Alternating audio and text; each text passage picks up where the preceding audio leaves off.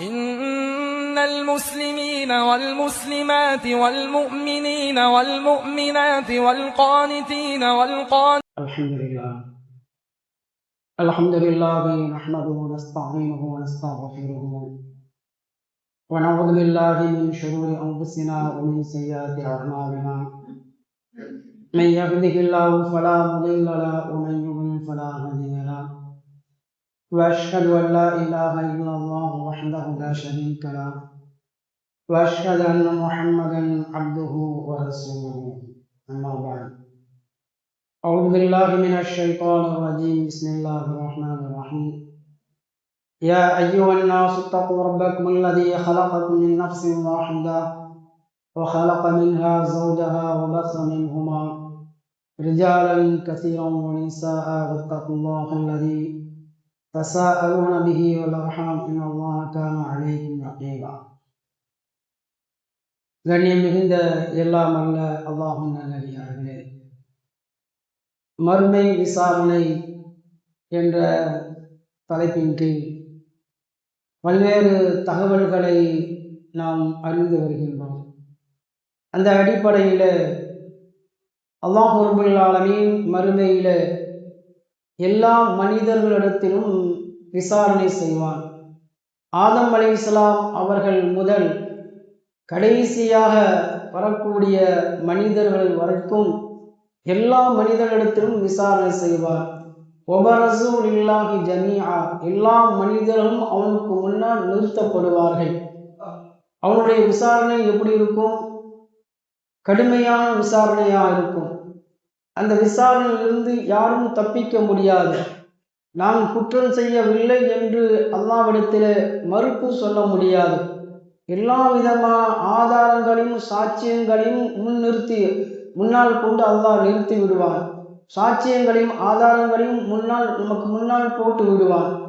நான் குற்றமற்றவன், நான் குற்றத்தில் ஈடுபடவில்லை, நான் இந்த காரியத்தை செய்யவில்லை என்று யாராலும் மறுக்க முடியாது. அந்த அளவுக்கு ஆதாரங்களும் சாட்சியங்களும் பலமாக இருக்கும் என்று அல்லாஹ் ரப்புல் ஆலமீன் திருமறை குர்ஆனில் பல்வேறு இடங்களில் அல்லாஹ் சொல்லி காட்டுகின்றான்.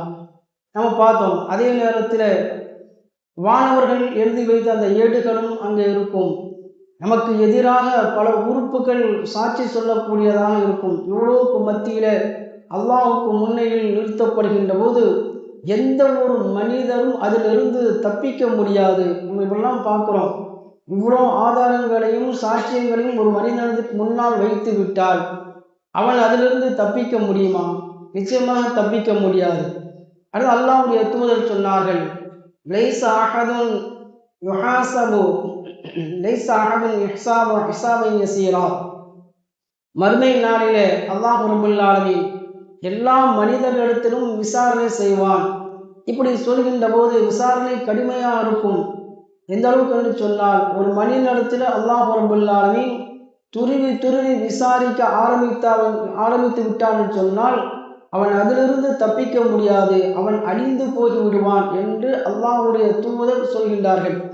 இதை கேட்ட ஆயிஷா ரலியல்லாஹு அன்ஹா அவர்கள் கேட்கின்றார்கள் அல்லாஹ்வுடைய தூதரிடத்தில், அல்லாஹ்வின் தூதரே, அதாவது அல்லாஹ் ரப்புல் ஆலமீன் திருமறை குர்ஆனில் இவ்வாறல்லவா சொல்லியிருக்கின்றான், யாருடைய கையில, அதாவது தங்களுடைய பதிவு சீட்டு வலது கையில யாருக்கு கொடுக்கப்படுமோ அவர்களுடைய விசாரணை இலகுவாகத்தானே இருக்கும். இதைத்தானே அல்லாஹ் சொல்லி காட்டுகின்றான் என்று சொல்கின்ற பொழுது நபிகள் நாயகம் ஸல்லல்லாஹு அலைஹி வஸல்லம் சொல்கின்றார்கள், இது கேள்வி தொடர்பான இது கிடையாது, விசாரணை கிடையாது, இது நன்மை தீமையினுடைய விசாரணை.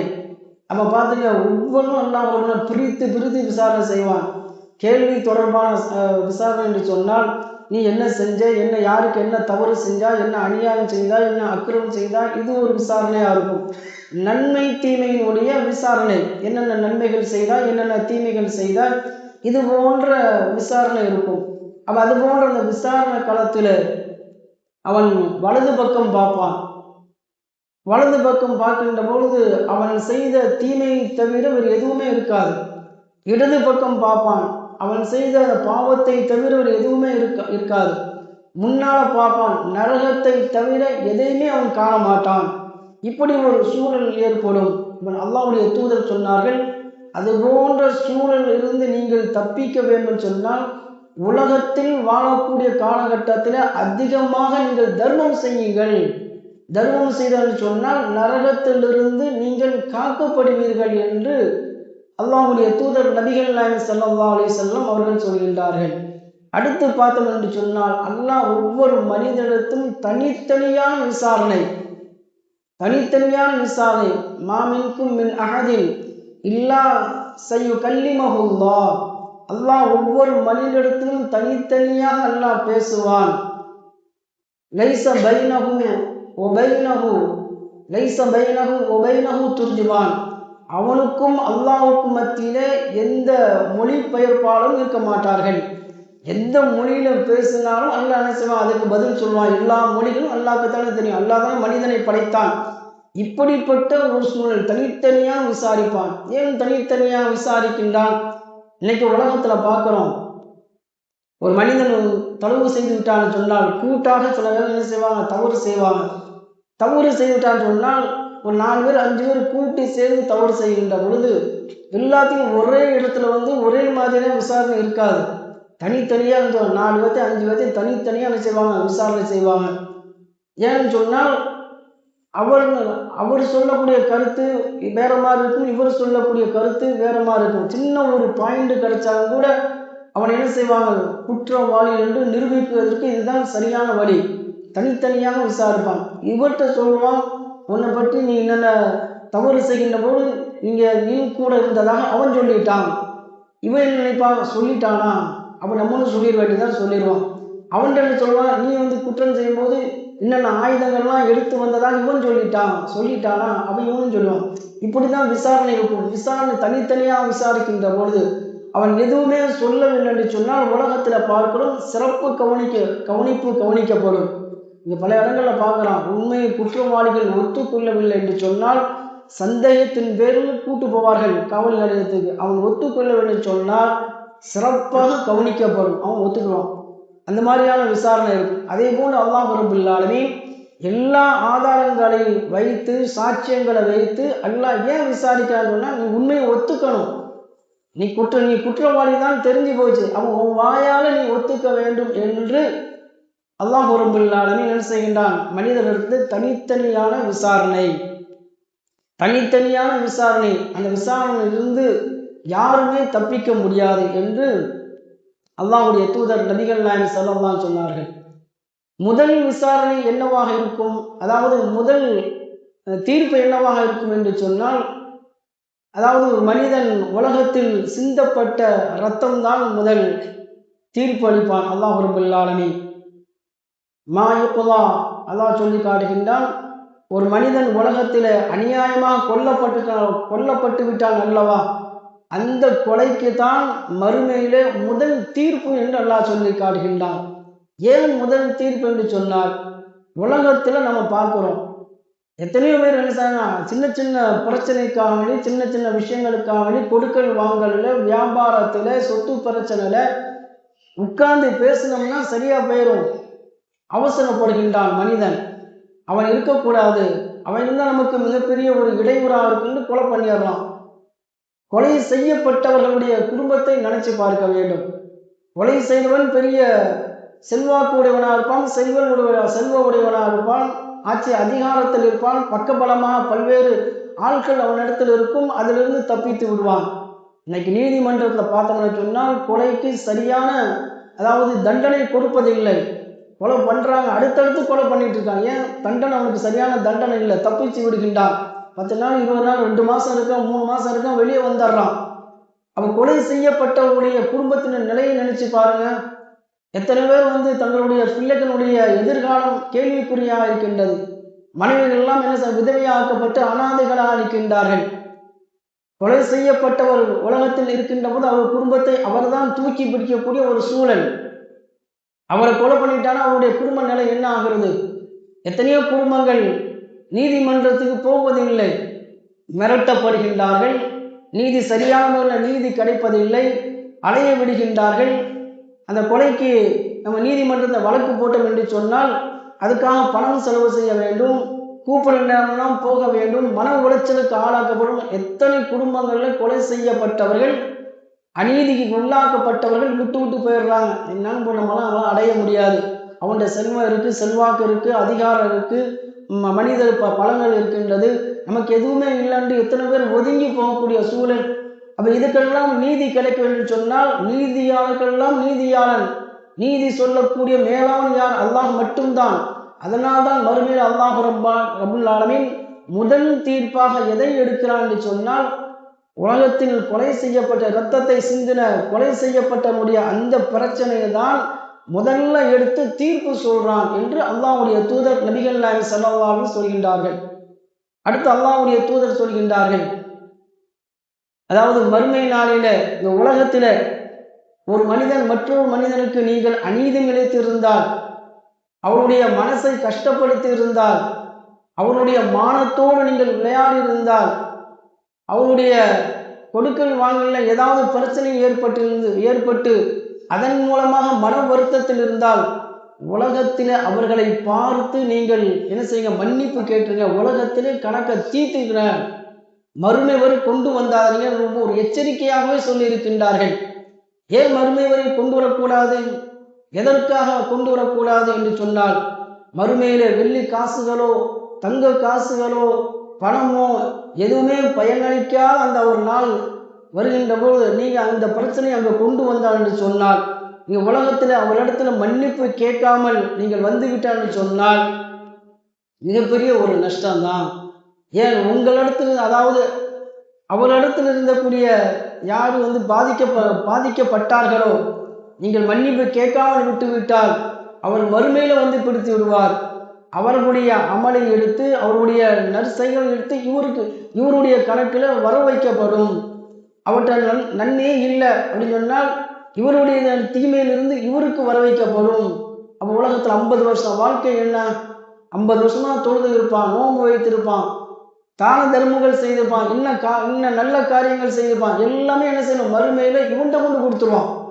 ஏன் உலகத்தில் நீ கணக்கு தீக்காம போயிட்ட, மறுமையில எதுவுமே செல்லாது, உன்னுடைய ஆட்சி அதிகாரம் செல்லாது, பணம் செல்லாது, செல்வாக்கு செல்லாது, எதுவுமே செல்லாது. அதனால் அல்லாஹ்வுடைய தூதர் உலகத்தில் வாழ்கின்ற அந்த காலகட்டத்திலே நீங்கள் ஏதாவது தவறு செய்திருந்தால், அடுத்தவர்களை மனதை புண்படுத்தி இருந்தால் நீங்கள் இறங்கி வாங்க அல்லாஹ்வுடைய தூதர் சொல்கின்றார்கள். உங்களுடைய கௌரவத்தை எல்லாம் ஓரமா வச்சுட்டு, உங்களுடைய குலப்பெருமையெல்லாம் தூக்கி ஓரமா வச்சுட்டு இன்னைக்கு யாராவது வராங்களா? எத்தனை பேர்கள் பிறருக்கு அநீதம் இழைத்து இருக்கின்றார்கள், பிறருடைய மனசை கஷ்டப்படுத்தி இருக்கின்றார்கள், ஆனால் கீழே இறங்கி வரமாட்டிருக்கிறார்கள். ஏன்? நம்முடைய கௌரவம் என்ன, அவனும் நானும் ஒன்னா, அவன் என்னுடைய வயசுல சின்ன பையன், என்ன எனக்கு இருக்கக்கூடிய அதிகாரம் என்ன, நான் எவ்வளோ கௌரவமாக வாழ்ந்துட்டேன், என்னுடைய குடும்ப பாரம்பரியம் என்ன, இப்படி மனிதர்கள் குடும்ப பாரம்பரியம் கௌரவம் என்று இருக்கின்றார்கள். மறுமையில மிகப்பெரிய நஷ்டம் யாருக்கு? அதனால்தான் அல்லாஹ்வுடைய தூதர் உலகத்தில் வாழ்கின்ற காலகட்டத்தில் அந்த கணக்கை தீர்த்து கொள்ளுங்கள் என்று ஒரு கடுமையான ஒரு எச்சரிக்கையாகத்தான் நபிகள் நாயகம் ஸல்லல்லாஹு அலைஹி வஸல்லம் அவர்கள் சொல்கின்றார்கள். அடுத்து பார்க்கிறோம், நபிகள் நாயகம் ஸல்லல்லாஹு அலைஹி வஸல்லம் சொன்னார்கள், மறுமை நாளில் சின்ன சின்ன பாவங்கள் செய்திருப்பார்களே அவர்களை அழைக்கப்படும். அல்லாஹ்வுடைய தூதர் சொன்னார்கள், அதாவது சொர்க்கவாசி நரகவாசி இவர்களை பற்றி நான் அறிவேன். அதாவது யார் கடைசியாக சொர்க்கத்துக்கு போவார்கள், யார் கடைசியாக நரகத்திலிருந்து வெளியேறுவார்கள், இதை பற்றி எனக்கு தெரியும் அப்படின்னு சொல்லிட்டு நபிகள் நாயகம் ஸல்லல்லாஹு அலைஹி வஸல்லம் அவர்கள் சொல்கின்றார்கள். ஒரு மனிதனை அல்லாஹ் அழைப்பானாம், ஒரு மனிதனை அல்லாஹ் அழைப்பான், அழைத்து சொல்வான், இவனுடைய சின்ன சின்ன பாவங்கள்லாம் இருக்கின்றது, அதெல்லாம் மன்னித்து விடு. அல்லாஹ் ரப்பல் ஆலமீன் அந்த இடத்திலும் அடியாரின் மீது கருணை காட்டுகின்றான். அந்த இடத்துல அல்லாஹ் ரப்பல் ஆலமீன் கருணை காட்டுறான் நம் மீது. சின்ன சின்ன பாவங்கள்லாம் இவனுக்கு மன்னிச்சு அந்த பாவம் அந்த பாவத்துக்கு அதாவது நன்மைகளாக மாற்றிடு அப்படின்னு அல்லாஹ் சொல்வானா. அப்போ அவன் சொல்லுவானா, அதாவது சின்ன சின்ன நன்மைகள்லாம் மன்னிக்கப்பட்டு அதுவே எனக்கு நன்மையாக மாற்றப்பட்டது, அப்போ பெரிய பாவங்களை பற்றி பேசவே இல்லையே அப்படின்னு அல்லாஹ் ஒருத்தர் சொல்லுவானா. அப்போ நபிகள் நாங்கள் இதை நபி தோழருக்கு சொல்கின்ற பொழுது தங்களுடைய கடவாய்ப்பற்கு தெரிகின்ற அளவுக்கு சிரித்தார்களாம். ஏன்? அல்லாவே மறந்துட்டான், நீ எடுத்து கொடுக்குற அளவுக்கு இருக்கிறாப்பா, அப்படிங்கிற மாதிரி என்ன செய்றாங்க நபிகள் நாயகம் ஸல்லல்லாஹு அலைஹி சொல்கின்றார்கள். அடுத்து என்ன விசாரணை என்று சொன்னால், நம்முடைய நாம் அனுபவிக்கக்கூடிய அருள் கொடைகளை பற்றி அல்லாஹ் ரப்பல் ஆலமீன் விசாரணை செய்வார். சும்ம லதுஸ்அலுன்ன யௌமைதின் அனின் நஈம், உங்களுக்கு கொடுத்த அருள் கொடைகளை பற்றி மறுமையில் விசாரிக்கப்படும்.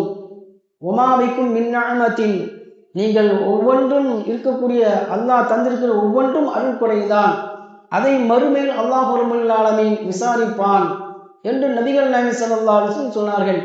இன்னைக்கு அது இத்தனையோ அருள் கொடைகளை நாம் அனுபவித்துக் கொண்டிருக்கின்றோம். நம்ம கேட்காமலே அல்லாஹ் ரப்பல் ஆலமீன் பல அருள் கொடைகளை தந்திருக்கின்றான். குழந்தை செல்வத்தை தந்திருக்கின்றான், ஆரோக்கியத்தை தந்திருக்கின்றான், பணம் செல்வத்தை தந்திருக்கின்றான், வீடு வாசல்களை தந்திருக்கின்றான், வாகனங்களை தந்திருக்கின்றான். அருள் கொடை எண்ணவே முடியாது.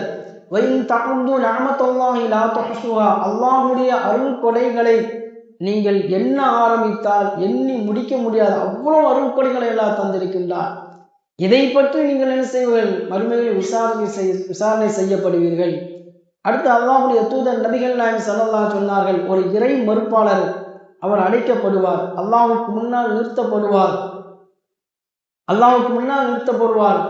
அல்லாஹ் அவரிடத்துல கேட்பான், உனக்கு உலகத்தில், அதாவது உலகம் முழுவதும் தங்கமாக இருந்து அது உனக்கு சொந்தமானதாக இருந்து நரகத்திலிருந்து பாதுகாப்பதற்காக விடுதலை பெறுவதற்காக நீ மொத்தமாக நீ கொடுப்பேன் அல்லவா, கொடுக்கணும் விரும்புகிறேன் அல்லவா, ஒரு ஈட்டு தொகையாக கொடுத்து நரகத்திலிருந்து நாம் தப்பித்து கொள்ள வேண்டும் என்று நினைப்பீர் அல்லவா? ஆமா அப்படின்னு சொல்லுவான். அப்படி என்று சொன்னால் உனக்கு முன்னாலே சொல்லப்பட்டுச்சு, அல்லாஹ்வை இணை வைக்காமல் இருக்கணும் என்று உனக்கு கோரப்பட்டது, சொல்லப்பட்டது, நீ அதை ஏற்றுக்கொள்ளவில்லை. அல்லாஹ் எந்த இடத்துல எதை கொண்டு நிறுத்துகின்றான்? ஒரு மனிதன் இணை வைத்து விட்டான்னு சொன்னால் அங்கே மறுமையில விசாரணையில் கடும் தண்டனை என்று அல்லாஹ் ரப்பல் ஆலமீன் இது போன்று சொல்லி காட்டுகின்றான். அப்படி இதை பற்றி ஏராளமான செய்திகள் நமக்கு இருக்கின்றது. அடுத்து அல்லாஹ்வுடைய தூதர் நபிகள் நாயகம் ஸல்லல்லாஹு அலைஹி சொன்னார்கள், வணக்கம் சம்பந்தமான முதல் கேள்வி என்னவென்று சொன்னால், வணக்கம் சம்பந்தம் ஒவ்வொரு கேள்வி இருக்கிறது, அது வணக்கம் சம்பந்தமான இபாதத்து சம்பந்தமான முதல் கேள்வி என்னவென்று சொன்னால், அவ்வளுமா யுஹாசபு பிஹில் அபுது யௌமல் கியாமத்தி மின் அமலிஹி ஸலா. அல்லாஹ்வுடைய தூதர் வணக்கம் சம்பந்தமான முதல் கேள்வி தொழுகைதான். தொழுகை பற்றி தான் கேட்கப்படும். ஃபைன் ஸலஹத் கத் அஃப்லஹ வ அன்ஜஹ, அது சரியாக இருக்குமையானால் எல்லாமே சரியாக இருக்கும், அவன் வெற்றி பெற்று விட்டான், அவன் ஈடேற்றம் அடைந்து விட்டான். வைன் ஃபஸதத், அது சரியில்லாமல் இருக்குமையானால், சீர்கெட்டு இருக்குமையானால், ஃபகத் ஹாப, அவன் நஷ்டம் அடைந்தான், வஹுசிர, கைசேதம் அடைந்து விட்டான் என்று அல்லாஹ்வுடைய தூதர் நபிகள் நாயகம் ஸல்லல்லாஹு அலைஹி வஸல்லம் அவர்கள் இவ்வாறு நமக்கு மறுமை விசாரணை பற்றி நமக்கு சொல்லித் தருகின்றார்கள். அந்த மறுமை விசாரணையில் அல்லாஹ் கேட்கக்கூடிய அந்த கேள்விகளுக்கு இலகுவான பதில் சொல்லி, இல்லை என்று சொன்னால் விசாரணை இன்று சொர்க்கத்தில் நுழையக்கூடிய நன்மக்களாக அல்லாஹ் ரப்பல் ஆலமீன் நம் அனைவரையும் ஆக்கி அருள்வானாக. إن المسلمين والمسلمات والمؤمنين والمؤمنات والقانتين والقانتات